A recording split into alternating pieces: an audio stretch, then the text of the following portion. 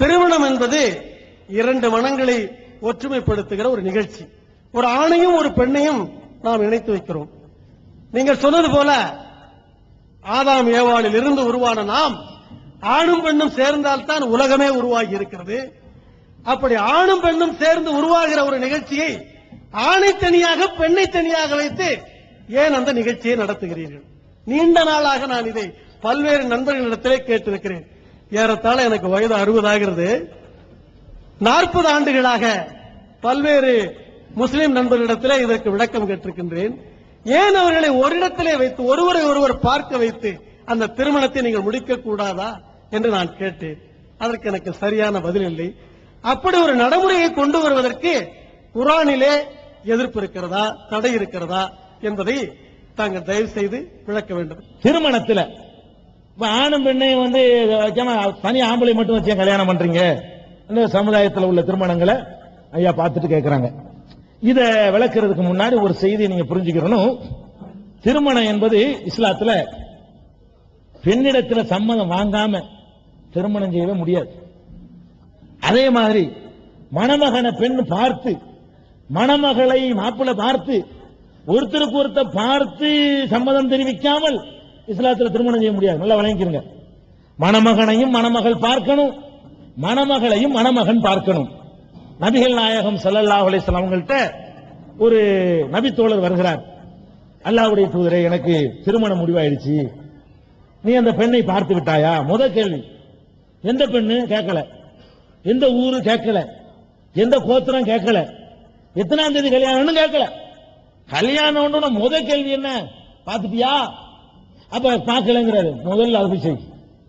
பெண்ணை முதல்ல பாரியா, கல்யாணம் பண்றங்கிற யார கல்யாணம் பண்ண உனக்கு தெரிய வேணாமா? பெண்ணை நீ பார், அவள் உன்னை பார்க்கட்டும். அப்படித்தான் இஸ்லாம் நமக்கு சொல்லி தருது. அப்படிதான் பார்த்தா செய்யணும், சம்மதம் வாங்கித்தான் செய்யணும். இன்னொரு பெண்ணு நபிகள் நாயகத்துக்கு வர்றாங்க.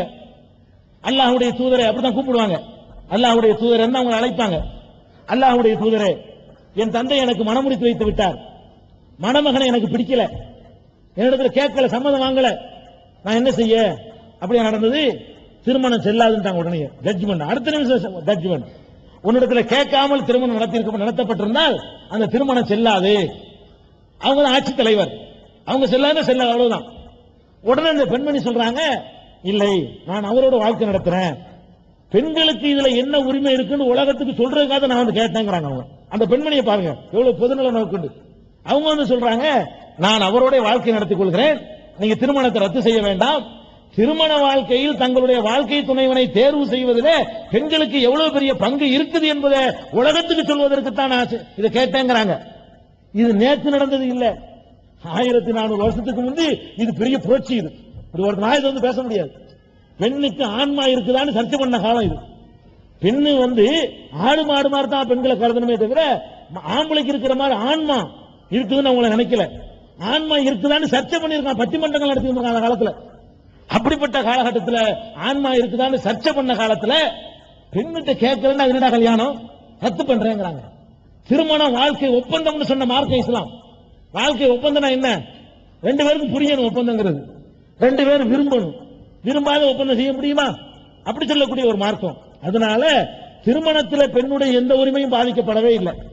என்ன இஸ்லாம் அதை கருதுன்னு கேட்டா, ஒரு சபையில் அவன் போய் பொம்பளை முன்னாடி போய் பாக்குறது, முன்னாடி பாக்குறது அந்த ஆட்சேபனை எல்லாம் கிடையாது.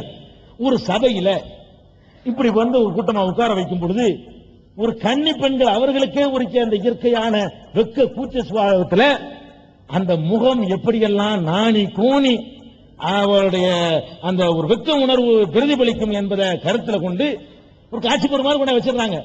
ஒரு பெண்ணு ஒரு கன்னி பெண்ணுக்கு அதெல்லாம் ஒரு சாதாரணமா எடுத்துக்கொள்ள முடியாது. உள்ளுக்குள்ள திருமணம்ங்கிற ஒரு மகிழ்ச்சி இருந்தாலும் எல்லாரும் மாதிரியா பாக்குறாங்கிற மாதிரியான ஒரு ஃபீலிங் அது உண்டாயிரும். அந்த ஒரு காரணத்துக்காக வேண்டித்தான் அதை தனியாக வைத்து பண்றாங்க. தனியா வைக்கணும்னு சட்டம் கிடையாது. ஒழுங்கான ஆடைகளை அணிந்திருந்தார்களே ஆனால் அது தவறு ஒண்ணும் கிடையாது. அந்த கூச்ச உணர்வு அவர்களுக்கு இருக்கிற காரணத்தினால அது தவிர்க்கப்பட்டு வருது, அவ்வளவுதான்.